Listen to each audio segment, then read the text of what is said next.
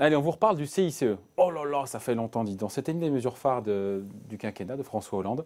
Le CICE, il y a une évaluation la semaine dernière, on n'a pas trop parlé, c'est vrai, par France Stratégie, qui dépend de Matignon, France Stratégie. Et la conclusion, c'était en gros 100 000 emplois créés en 3 ans pour un coût de 18 milliards d'euros. Et comme c'était a priori catastrophique, j'ai fait le choix de ne pas en parler. Mais, mon ami et confrère Marc Vigneault, bonjour Marc. Bonjour David. Journaliste au point m'a dit attends, non, en fait c'est plus compliqué que ça. Hein. Parce qu'on se dit, ça fait cher le job, 100 000 emplois créés en 3 ans, 18 milliards par an, je ne sais pas si on fait le calcul, mais ça ferait quand même cher le job. Et on dirait, ouais, c'est l'image qu'on en a eu autour de cette communication de France Stratégie. En gros, c'était pas que c'était une calamité, ni un fiasco, mais que c'était pas l'affaire du siècle, quoi. Ou en tout cas un bilan qui était bien maigre, si on veut être charitable. Mais pourquoi je voulais parler de ça, David? Vous dites c'est une mesure du passé. C'est vrai que non, pas du tout. C'est justement c'est parce que si on considère que cette politique est un échec, la politique de baisse de charge, à ce moment-là, il faut l'abandonner d'urgence. Il y a des tas de politiques qui ont sauté sur l'occasion pour dire ça a coûté à peu près 18 milliards par an, pour faire simple. Et donc, si on additionne la facture totale, ça a coûté 90 milliards d'euros. Et donc, 90 milliards d'euros pour 100 000 emplois, c'est une catastrophe. Il faut arrêter d'urgence. 900 000, ça fait 900 000 euros le poste? Non.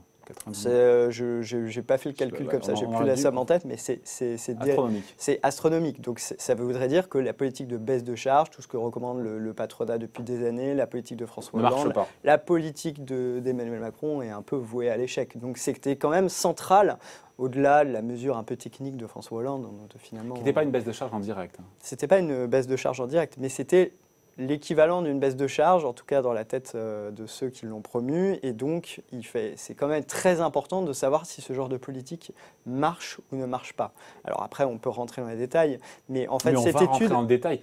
Si on nuance encore une fois la conclusion, apparemment, c'est ce que vous a dit. Alors en gros, c'est Éric Heyer, qu'on connaît bien ici, l'économiste de l'OFCE, qui vous dit en gros... ça n'a rien coûté aux caisses de l'État. Il est mignon, on l'aime bien, mais comment ça n'a rien coûté aux caisses de l'État? Alors, c'est pas que Éric Heyer. Il faut savoir que Éric Heyer a participé, est un des auteurs de l'étude qui a permis de faire cette évaluation. Donc, il ne parle pas de nulle part. C'était un de ceux qui ont évalué ce dispositif. Comment ça marche, l'évaluation de ce dispositif? Il faut rentrer un peu dans la boîte noire pour savoir de quoi on parle. Donc, quand on évalue une mesure, on baisse des charges d'une entreprise, normalement, il faut un groupe témoin, un groupe où il n'y a pas eu de baisse de charge et un groupe où une entreprise à côté, elle a eu les baisses de charge et puis voir si l'entreprise crée plus l'entreprise qui a eu les baisses de charge crée plus d'emplois que l'entreprise qui n'a pas eu de baisse de charge. Ça rappelle un commentaire, ça me rappelle les médocs, les médicaments. On voilà, pour voir si l'effet placebo, sauf que là, comme on a arrosé tout le monde et que tout le monde l'a touché... Voilà, là, le problème, c'est que toutes les entreprises étaient concernées. Alors évidemment, en fonction de leur masse salariale, puisque c'était une mesure qui était des baisses, un crédit d'impôt sur l'impôt sur les sociétés de l'année suivante, sur des salaires qui ne dépassaient pas 2,5 SMIC.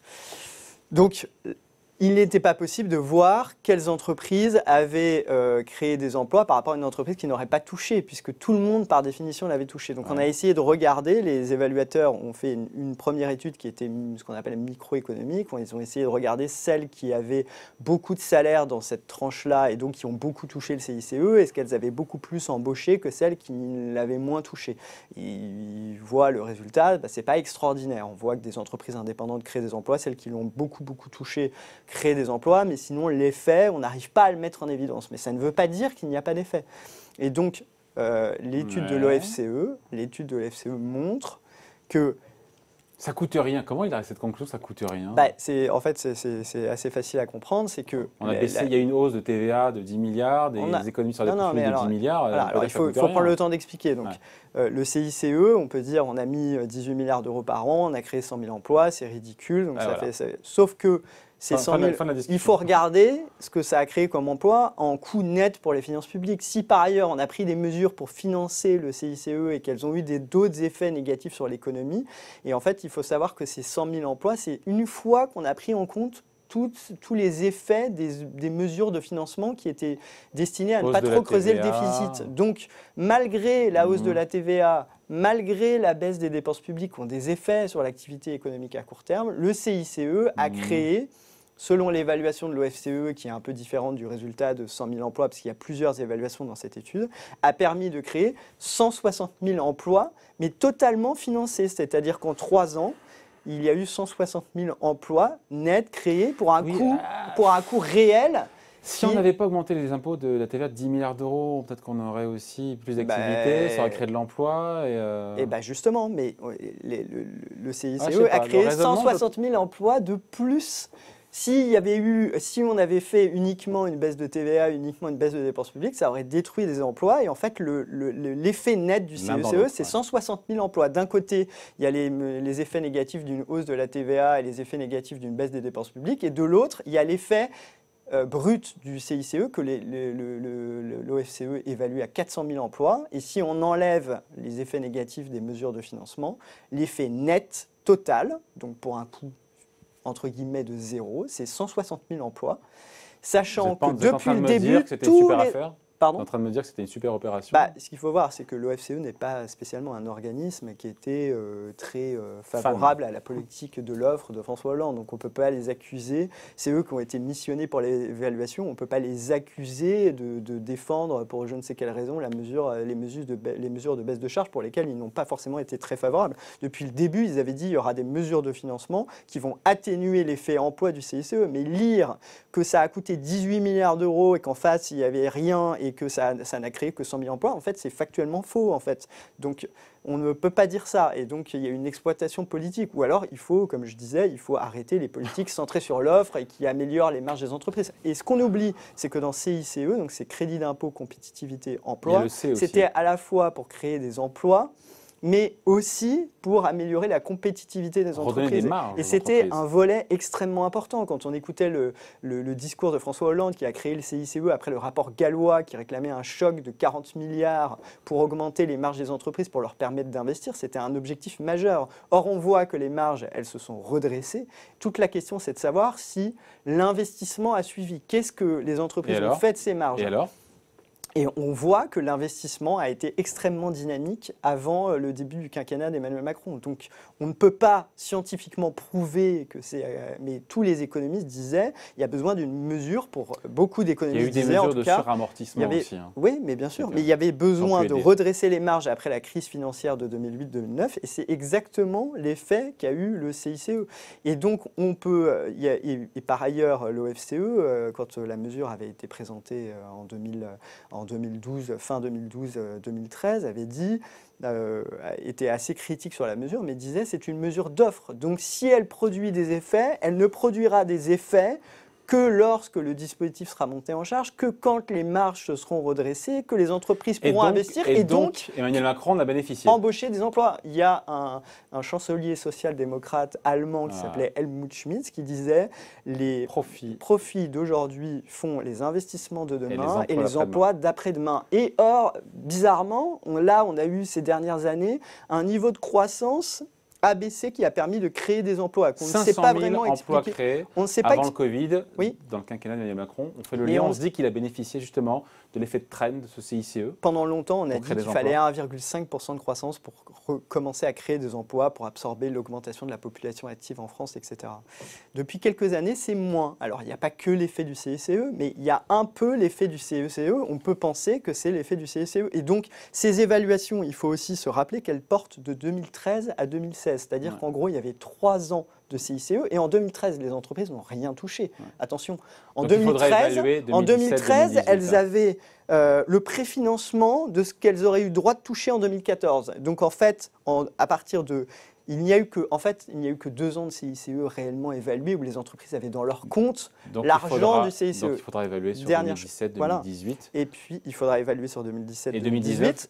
L'OFCE prédit que la mesure va monter en charge puisque en fait, il faut attendre que les marges se redressent, que l'investissement reparte pour créer des emplois. Donc l'effet pourrait être augmenté en 2018 et en 2019 sans que ça coûte de l'argent supplémentaire puisque la hausse de la TVA, elle continue à financer le CICE.